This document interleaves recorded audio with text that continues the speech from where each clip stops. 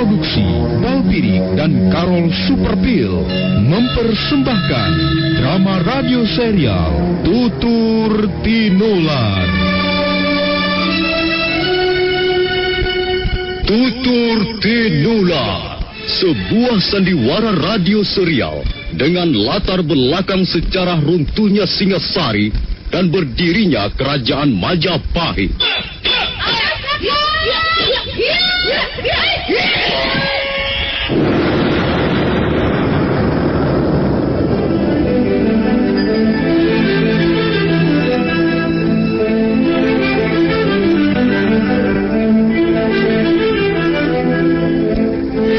Naskah ditulis dan diolah oleh S. Tijab, hiasan musik dan sutradara C. Ispriyonoka. Kali ini mengetengahkan episode ke-19 dengan judul Keluarga Prabu Kertarajasa Jayawardhana.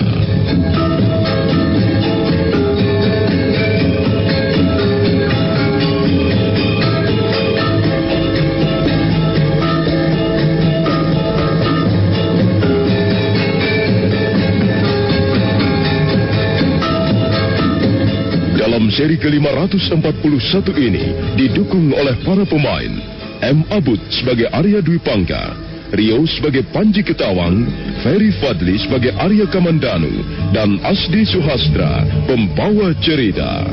Selamat menikmati.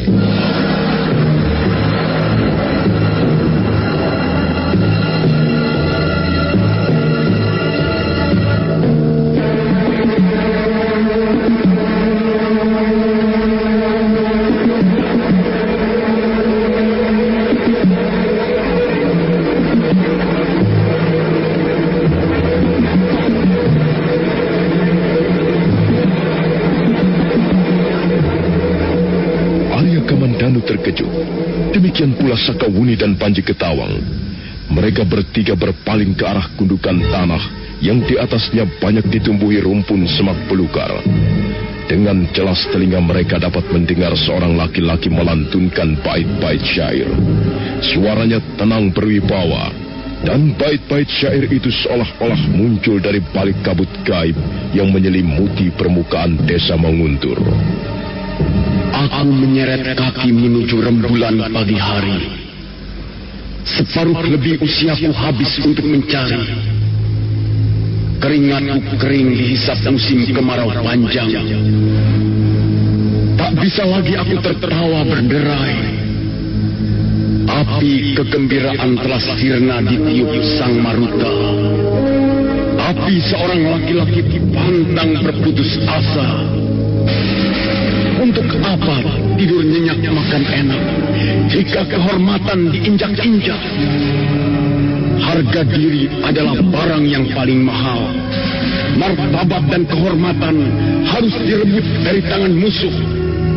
Pertarungan pasti terjadi, sekalipun dia berlindung di balik punggung Raja Majapahit.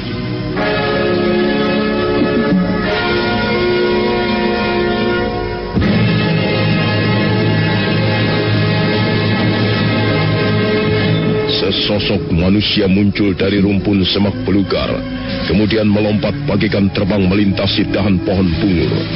Arya Kamandanu buru-buru menarik kakinya mundur 2 langkah, diikuti Sakawuni. Di hadapan mereka sekarang sudah berdiri seorang laki-laki tegap perkasa dan bertampang dingin. Laki-laki itu tersenyum tipis, senyuman dingin. Panji Ketawang segera dapat mengenali orang tersebut. Itulah dia, orang yang telah menyuruhku membunuh Paman Arya Kamandanu.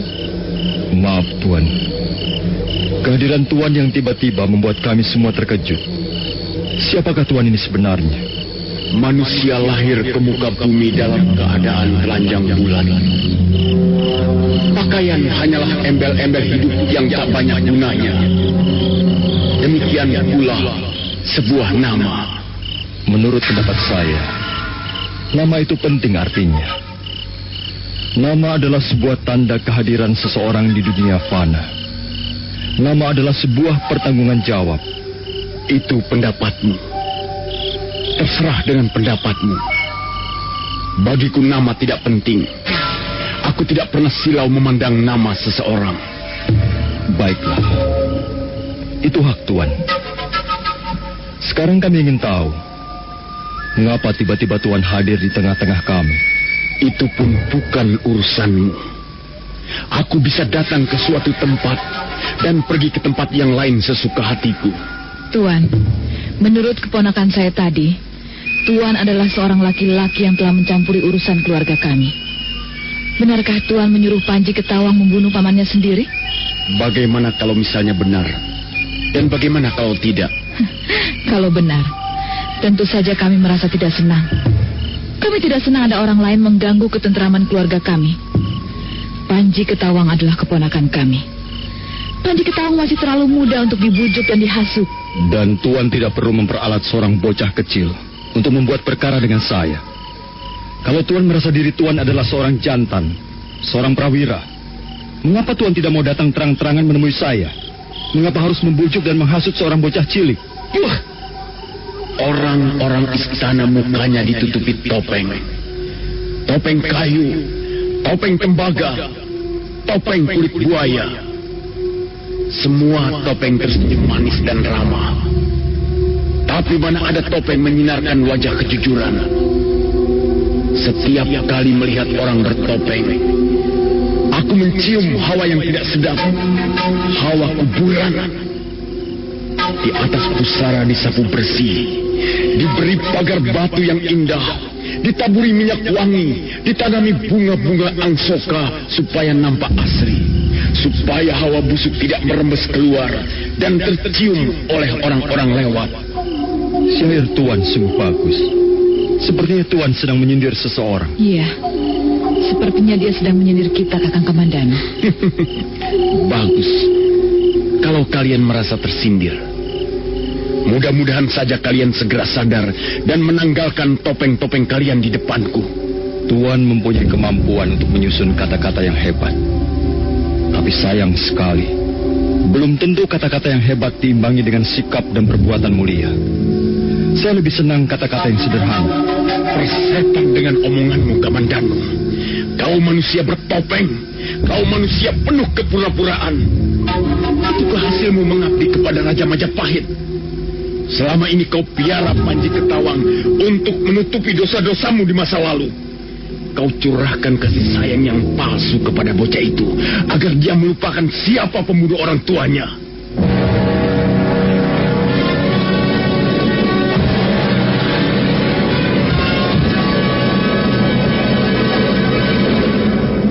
Benar-benar licik, Arya Kamandanu. Kau ingin mengubur sejarah masa lalu keluargamu yang hitam. Kau ingin musnahkan segala kenangan yang pahit. Dan untuk itu, kau terus-menerus merayu Panji Ketawang. Kau bujuk dia. Kau beri dia gula-gula yang manis rasanya. Kau manjakan dia dengan kehidupan mewah di Istana Majapahit. Dengan harapan, anak itu tidak akan pernah tahu riwayat kedua orang tuanya. Tunggu. Tuan bicara seolah-olah kau mengenal keluarga kami. Aku mengenal keluargamu seperti aku mengenal jari-jari kakiku, Arya Kamandanu. Apakah Tuan berasal dari desa Manguntur? Apakah Tuan warga desa Manguntur? Itu bukan urusanmu. Yang penting diingat ialah Arya Kamandanu tidak akan bisa mengantongi bau busuk selama-lamanya tanpa tercium orang lain. Saya tidak dapat menerima tuduhan seperti itu. Saya tidak pernah menghasut Panji Ketawang. Dan kau tidak akan bisa menghasut kami. Kau tidak akan bisa merubah apa yang telah menjadi keyakinan kami. Akan kita lihat nanti. Kau memang seorang pembunuh licik. Aku seorang prajurit, Tuan. Aku sudah banyak membunuh orang. Kau tidak perlu bangga menjadi prajurit Majapahit. Bukan di situ letak persoalannya. Setiap orang dapat membunuh siapa saja. Nyawa orang dapat dicuri setiap saat di tepi jalan. Bukan di situ persoalannya. Lalu di mana persoalannya? Tanyalah pada dirimu sendiri, Arya Kamandanu. Coba layangkan sebentar ingatanmu ke masa silam. Dan berkatalah dengan sejujur-jujurnya. Siapa yang telah membunuh orang tua laki-laki Panji Ketawang?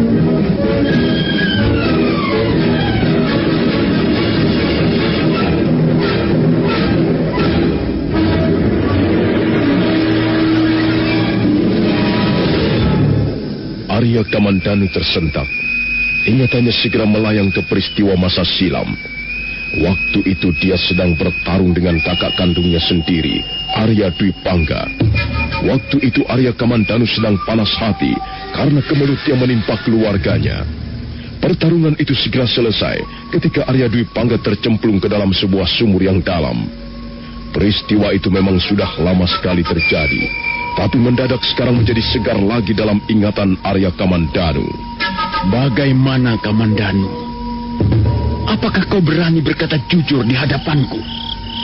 Apakah kau berani berkata jujur di hadapan Panji Ketawang, putra seorang laki-laki yang telah kau bunuh dengan semena-mena dan kau ceburkan mayatnya di dalam sumur mati? Tidak.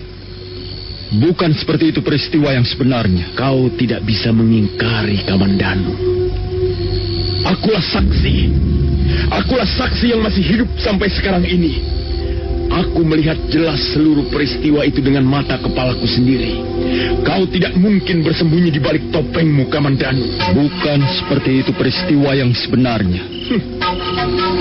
Sungguh tidak nyaman menelan makanan yang dimasak dengan api dendam. Lidah seperti terbakar, kerongkonganku terbakar, isi perut panas laksana disiram bara api. Dendam adalah suatu penyakit yang mengerikan. Dendam membuat siapa saja berani mengasah parang. Dendam membuat jiwa seorang pengecut bangkit dan tegap berdiri menantang sang surya. Dendam laksana gunung Merapi yang siap meledak dan memuntahkan lahar api kemana-mana. Dendam tidak akan pernah membeku oleh sang waktu. Hanya ada dua pilihan. Tetap hidup dan berhasil merebut harga diri, atau masuk ke liang kubur bersama dendam yang tak pernah mati.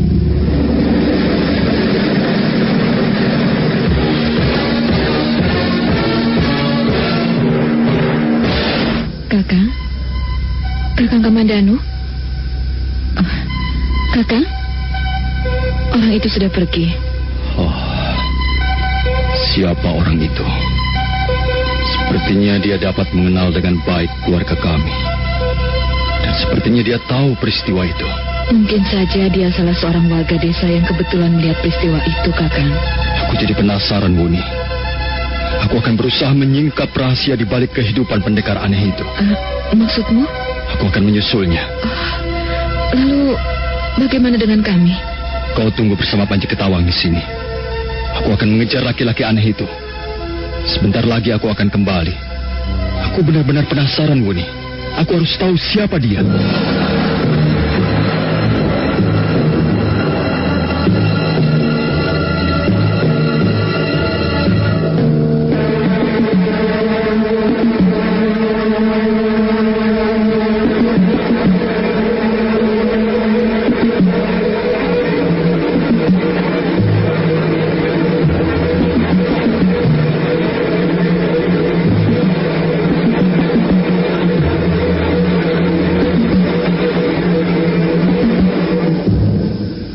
Selesai berkata, Arya Kamandanu memejamkan kedua belah matanya, sementara kedua tangannya disilangkan di depan dada. Dia menyedot napasnya dalam-dalam 3 kali. Terasa pusarnya menjadi dingin dan tubuhnya menjadi ringan. Itulah aji seipi angin yang dipelajarinya dari Empu Ranubaya almarhum. Selanjutnya Arya Kamandanu menjejak bumi 3 kali, dan tiba-tiba tubuhnya melesat bagaikan terbang di atas permukaan tanah.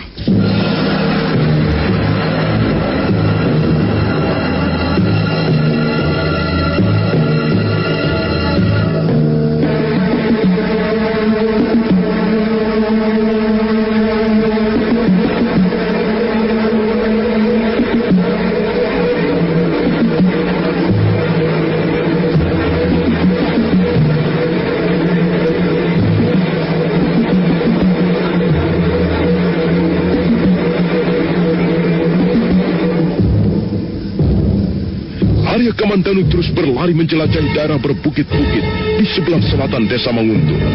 Dia memang sengaja tidak langsung mengejar laki-laki aneh. Kadangkala dia menghentikan larinya dan mengamati laki-laki itu dari jarak yang cukup jauh. Akhirnya laki-laki itu memutar tubuhnya dan melangkah bergegas menuju sebuah bangunan candi.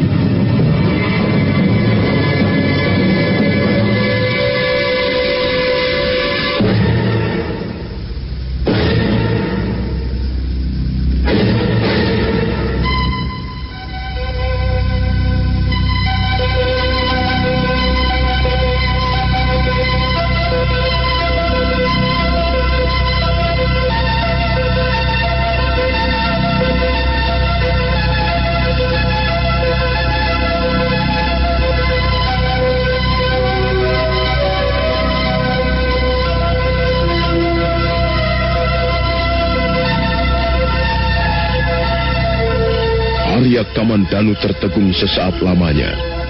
Candi Walandit. Sekarang dia ingat kembali. Dia berada di halaman atau pelataran Candi Walandit. Laki-laki aneh itu duduk di atas tangga candi yang banyak ditumbuhi oleh lumut-lumut kering. Laki-laki aneh itu sama sekali tidak menghiraukan kehadirannya kembali. Dia tetap duduk dengan tenangnya, dan matanya menatap jauh ke depan, seolah-olah ingin menembus bayangan-bayangan pohon yang gelap meremang. Tuan, sikap dan tingkah laku Tuan membuat saya penasaran. Maaf, saya terpaksa mengikuti langkah-langkah Tuan. Sebuah candi tua berdiri tegar menantang segala zaman. Tubuhnya penuh dibalut lumut dan cendawan yang dingin. Dan dia seperti terbaring di atas kejayaan masa silam yang jauh. Apakah dia tidur dalam dunianya yang lapuk? Sebuah candi tua.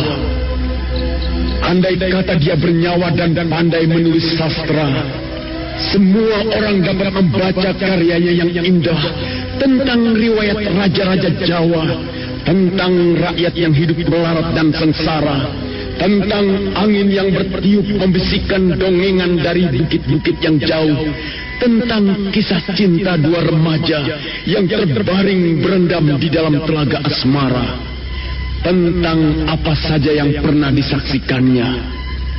Sebuah candi tua. Sayang sekali, dia hanyalah setumpuk batu peringatan sebuah zaman yang telah lama berlalu. Dia tak pandai berkata-kata. Dia selalu diam 1000 bahasa. Dan dia hanya bicara dengan dirinya sendiri. Oh, sungguh indah syair-syair Tuan. Saya juga pernah mempunyai saudara laki-laki. Dia bernama Arya Dwi Pangga. Saudara kandung saya itu juga gemar sekali menulis syair-syair. Hidup dimulai dari sebuah kata dan diakhiri dengan sebuah kata pula. Syair dapat membuat perut kenyang selamanya. Syair dapat membuat manusia lupa haus dan lapar.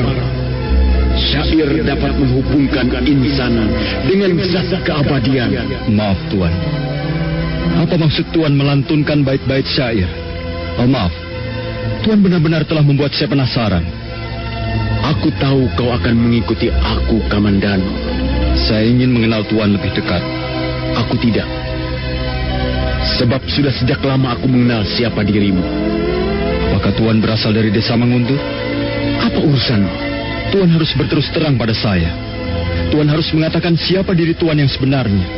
Jika aku merasa keberatan, saya terpaksa menggunakan cara saya agar Tuan mau berterus terang. Sabarlah, Kamandanu. Nanti akan tiba saatnya kau tahu siapa diriku. Sekarang lebih baik kau kenangkan kembali masa lalumu bersama candi tua ini. Candi Walandit. Sebuah candi yang pernah menyimpan riwayat manis bagimu, bukan? Saya masih belum bisa mengerti apa maksud Tuan. Candi Walandit. Iya. Saya memang pernah menggoreskan sebuah kenangan indah di atas batu-batuan candi ini. Tapi itu sudah lama sekali. Dan saya sudah menguburkannya bersama sang waktu. Kalau begitu sudahlah. Jangan menipu hati kecilmu. Candi Walandit menjadi saksi bisu. Masa lalu bukan milik siapa-siapa. Masa lalu tak bisa dikubur sekalipun oleh letusan gunung Anjasmara.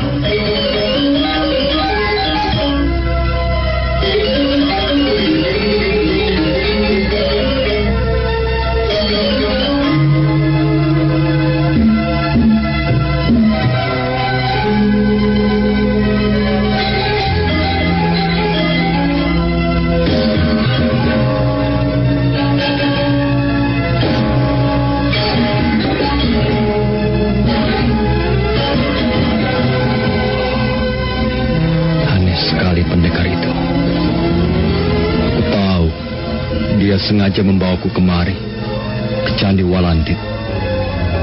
Dia sepertinya pura-pura tahu riwayat hidupku di masa lalu. Aku tidak akan tinggal diam. Aku harus dapat mengorek keterangan dari mulutnya. Hai, pendekar aneh! Jangan pergi dulu! Ayo kita bicara secara satria.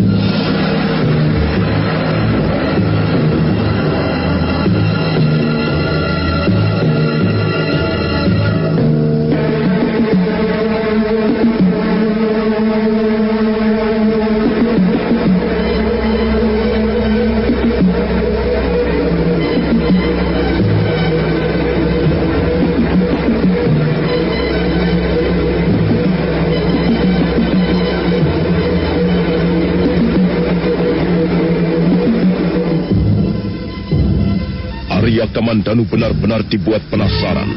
Ia seperti ditelanjangi. Pendekar aneh itu seperti dapat membaca seluruh tulisan yang pernah dikoreskan di dalam masa lalunya. Arya Kamandanu tersentak, dan dia melihat pendekar aneh sudah tidak berada di halaman candi. Arya Kamandanu segera melompat, mengejar.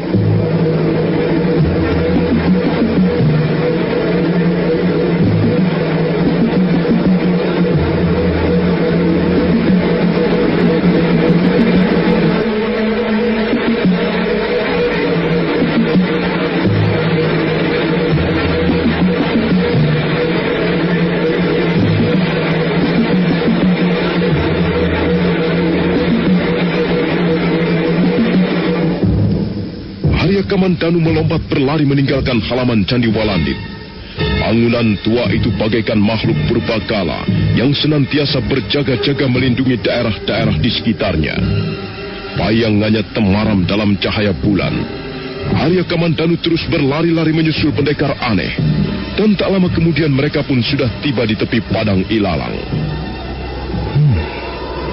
Sekarang dia membawaku kemari, ke tepi padang ilalang. Iya, tempat ini pun mempunyai riwayat yang sangat berkesan di dalam hatiku. Tepi padang ilalang. Apa maksudnya? Mengapa dia membawaku kemari? Tuan, marilah kita bicara secara belak-belakan. Saya akan berkata jujur kepada Tuan, tapi saya harap Tuan juga tidak menyembunyikan sesuatu di depan saya. Marilah kita bicara secara satria. Kamandanu, apakah kau masih ingat tempat ini? Tentu saja saya masih ingat. Saya banyak menyimpan kisah lama di tempat ini, di tepi padang ilalang ini. Dulu ketika saya masih usia remaja, saya sering pergi ke tempat ini. Iya, aku pun tahu kau sering mengadakan pertemuan gelap dengan Nari Rati. Siapakah Tuan ini sebenarnya? Mengapa Tuan seolah-olah ingin mengungkap masa lalu saya? Belum saatnya, Kamandanu. Tuan ingin mempermainkan saya? Kamandanu, aku mendengar kabar kau adalah seorang pendekar pilih tanding. Dan sekarang ini kau sudah menjabat sebagai panglima perang kerajaan Majapahit yang termasyhur. Mestinya seorang panglima perang yang ternama seperti Arya Kamandanu bisa berlaku sabar sedikit. Baiklah. Lalu apa maksud Tuan membawa saya ke tepi padang ilalang ini? Tidak untuk apa-apa. Hanya untuk mengenang kisah-kisah lama. Tak ada yang dapat dikenangkan dalam cerita-cerita lama. Bagi saya semuanya sudah musnah bersama waktu. Tidak, Kamandanu. Mungkin ada yang dapat kau lupakan. Tapi pasti ada yang tidak dapat kau campakkan dari ingatanmu. Untuk apa Tuan memaksa saya untuk mengingat-ingat peristiwa itu? Untuk apa? Untuk apa? Tentu saja saya mempunyai maksud-maksud tertentu. Kau tidak perlu khawatir. Nanti aku akan berterus terang. Dan malam ini juga kuharap semuanya akan selesai. Setelah kujelajahi pengembaraan panjang yang melelahkan, akhirnya hatiku boleh merasa lega. Cerita lama akan dibaca kembali, dan syair-syair tua akan bergema kembali. Setelah kujelajahi dunia ini dalam pengembaraan panjang yang melelahkan, malam ini Aku merangkak ke tebing sampai ke puncaknya. Sekalipun kabut turun menyapu seluruh tubuhku, api dendam masih terus menyala. Dendam. Dendam? Apakah Tuan menaruh dendam kepada saya? Kau seorang pendekar besar, Kamandanu. Dan setiap pendekar besar pasti mempunyai urusan dengan banyak orang. Pendekar besar pasti meninggalkan jejak-jejak di masa lalunya. Kau jangan mencoba untuk melarikan diri, Kamandanu. Saya tidak pernah melarikan diri, Tuan. Tapi saya ingin kepastian. Kalau memang Tuan menaruh dendam kepada saya bersedia menghadapi Tuan. Tapi terlebih dulu Tuan harus menyebut siapa diri Tuan ini sebenarnya. Barulah nanti urusan dendam akan menyusul. Sabarlah, Kamandanu. Saat itu sebentar lagi akan tiba. Mengapa kau terburu nafsu? Tuan mau kemana lagi? Kurawan terbaring di kaki gunung Anjasemara. Kurawan yang jelita kupuja bagaikan dewa. Kurawan adalah desa kelahiranku. Di sanalah darah ibuku telah ditumpahkan. Di sanalah tangisanku yang pertama memecah keheningan malam.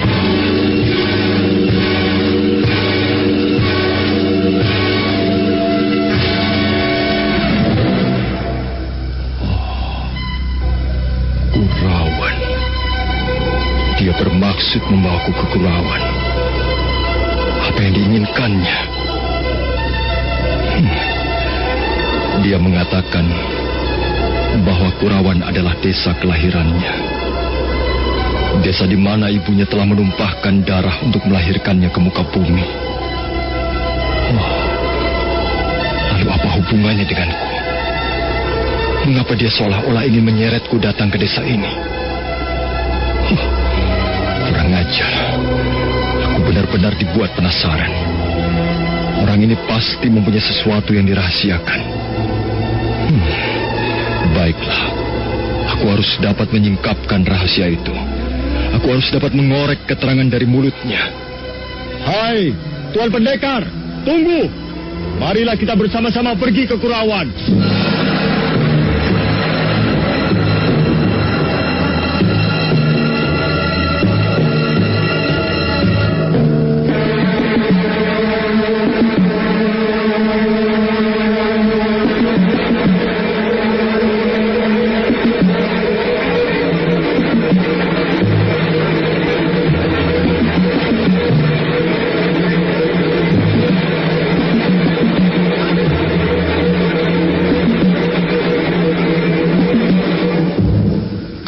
Arya Kamandanu melompat dan lari bagaikan terbang di atas permukaan tanah. Kabut dingin menyapu seluruh tubuhnya, dan dia terus berlari menuju desa Kurawan di kejauhan. Tak lama kemudian dia pun sudah memasuki batas desa Kurawan. Pendekar aneh itu masih terus berlari kencang. Bayangannya melintas di sebuah tikungan jalan, timbul tenggelam dalam kegelapan. Arya Kamandanu memang sengaja tidak berusaha menyusul. Dia hanya membuntuti saja dari jarak yang agak jauh. Tiba-tiba pendekar aneh itu berhenti sekejap, kemudian berlari kembali setelah melompati tumbuh-tumbuhan perdu. Arya Kamandanu tertegun sesaat lamanya, hatinya tambah penasaran, dan tiba-tiba jantungnya berdegup dengan kencang, hatinya berdebar-debar. Setelah berusaha mencampakkan segala perasaan yang serba tidak enak, Arya Kamandanu kembali melompat menyusul pendekar aneh. Nah, akhirnya kita sampai juga, Kamandanu. Mengapa kau membawaku ke tempat ini? Kamandanu, ingatan apa yang muncul di permukaan pikiranmu setelah kau melihat tempat ini? Baiklah. Aku akan berkata terus terang padamu. Tempat ini mempunyai arti yang paling dalam bagiku. Tempat ini menyimpan riwayat dan kenangan yang tak mungkin kulupakan. Setelah beberapa tahun aku meninggalkan desa Kurawan. Sekarang aku harus kembali untuk suatu tujuan yang belum kumuat. Alangkah menyedihkan halaman rumah ini. Banyak tumbuh rumpun ilalang di sana sini. Pohon-pohon besar hampir menutup seluruh halaman rumah ini dengan daun-daun yang rimbun. Sungguh pahit kenangan yang muncul di permukaan hatiku. Di tempat inilah aku pernah dilahirkan dan tumbuh menjadi seorang bocah kecil. Di tempat inilah aku pernah digendong-gendong oleh ibuku dan dibimbing oleh ayahku. Di tempat inilah aku pernah belajar tertawa dan bicara, belajar merangkak dan berjalan, belajar menyuap sepotong makanan dari orang tuaku. Di tempat inilah aku pernah mengawali sejarah kehidupanku sebagai manusia dewasa. Syukurlah Kamandanu. Syukur kau tidak melupakan tempat ini. Sebenarnya apa yang kau inginkan dariku, Tuan Pendekar?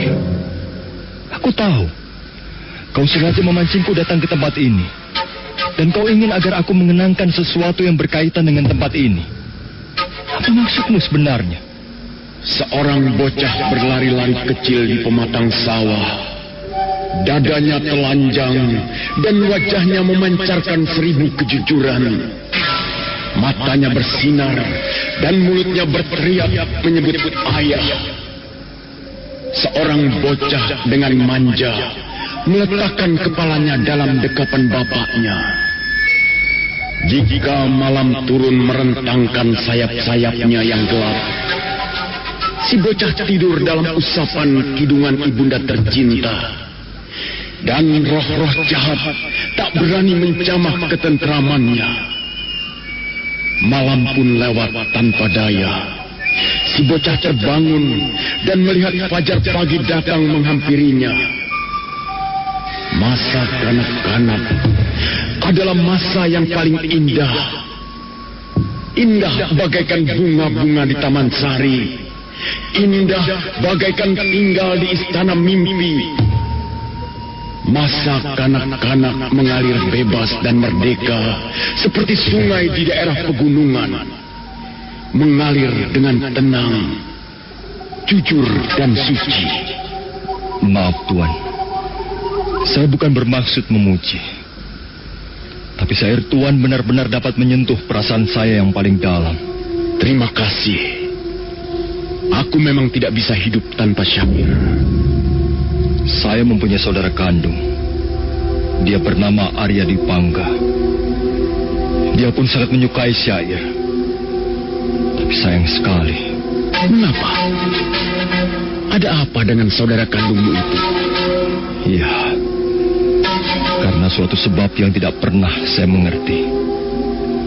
Akhirnya saudara kandung saya meninggal beberapa tahun yang lalu. Apa kau merasa kehilangan? Dia adalah saudara kandung saya, Tuan. Dia adalah kakak kandung saya. Kami pernah tinggal dalam satu rahim. Kami pernah dibesarkan sama-sama di halaman rumah ini. Tentu saja saya merasa kehilangan. Tapi, ya, mungkin itu sudah nasibnya. Mungkin dia telah memetik buah dari perbuatannya sendiri. Apakah kau mempunyai persoalan dengan saudara kandungmu itu, Kamandanu? Kau membencinya? Tidak. Saya tidak pernah membencinya. Saya hanya menyayangkan perbuatannya. Perbuatan mana telah membuat malapetaka bagi keluarga kami. Kamandanu, kulihat wajahmu menjadi murung. Apa kau menyesali peristiwa di masa lalu? Saya sedih, Tuan. Hati saya sedih sekali begitu melihat suasana di sekitar halaman rumah ini. Sekarang saya hanya bisa melihat sebuah halaman yang nampaknya tidak pernah dijamah tangan manusia lagi. Halaman yang lebih mirip dengan kuburan tua. Dan hati saya menjadi seperti tersayat pisau tajam setiap kali melihat puing-puing rumah itu. Dulu rumah itu merupakan satu-satunya rumah yang paling indah di desa Kurawan ini. Rumah kediaman Puhangga Reksa. Rumah yang sangat nyaman untuk tempat tinggal. Tapi semuanya ini sudah lama berlalu. Sekarang hanya tinggal puing-puing yang tidak banyak lagi artinya. Saya benar-benar sedih.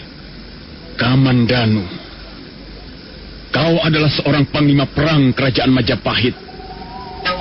Kau tidak pantas bersikap seperti itu. Saya tidak dapat membohongi diri saya sendiri, Tuan. Seorang panglima perang juga manusia biasa. Dia pun tidak luput dari kesedihan atau kegelisahan. Seorang pendekar pilih tanding pantang meneteskan air mata. Baiklah. Saya sudah berkata jujur kepada Tuan. Sekarang giliran Tuan untuk berkata jujur kepada saya. Siapa Tuan ini sebenarnya? Dan mengapa Tuan membawa saya datang ke tempat ini? Aku tidak mempunyai maksud apa-apa, Arya Kamandanu. Tuan jangan mempermainkan saya. Aku hanya ingin agar kau mengenang masa lalumu. Sekarang kau sudah menjadi orang besar. Kau sudah menjadi seorang pejabat kerajaan yang disegani dan mempunyai pengaruh luas. Aku tahu, seorang besar mempunyai kecenderungan untuk melupakan masa lalunya. Lihatlah kucing hutan. Dia belajar mencakar dari induknya. Seekor macan belajar meraung dari siapa. Manusia tidak menjadi besar dengan sendirinya. Terima kasih atas peringatan Tuan. Tapi saya tidak pernah melupakan desa kelahiran saya. Saya tidak pernah melupakan Kurawan sebagai bagian dari kehidupan saya yang paling penting. Saya berangkat dari desa Kurawan. Dan apa yang telah saya capai sekarang ini adalah berkat semangat, gairah, dan tekad yang pernah dinyalakan di desa Kurawan ini. Kalau begitu bagus. Aku pun demikian, Kamandanu. Aku pun tidak pernah akan melupakan desa Kurawan. Kita pernah bersama-sama tinggal di desa ini. Kita pernah menghirup udara segar yang sama. Kita pernah makan jenis makanan yang sama. Kita pernah minum air susu dari ibu yang sama. Kita pernah menyusupkan kepala kita ke dada seorang laki-laki yang sama. Kita pernah bermain-main di halaman rumah ini. Kita pernah bersendau gurau bersama orang tua kita. Kita pernah bertengkar dan saling memaki sampai suatu saat ibunda datang melerai. Kita memang tidak akan pernah bisa melupakan Kurawan. Kamandanu, sekarang mungkin kau dapat mengingat siapa diriku ini. Ayo, jangan ragu-ragu, Kamandanu. Jangan bimbang. Bukankah kau sudah terbiasa untuk memahami suatu pernyataan? Ayo, tebaklah siapa diriku ini. Katakan siapa diriku ini. Oh, Kakang Dipangga. Kakang Arya Dipangga.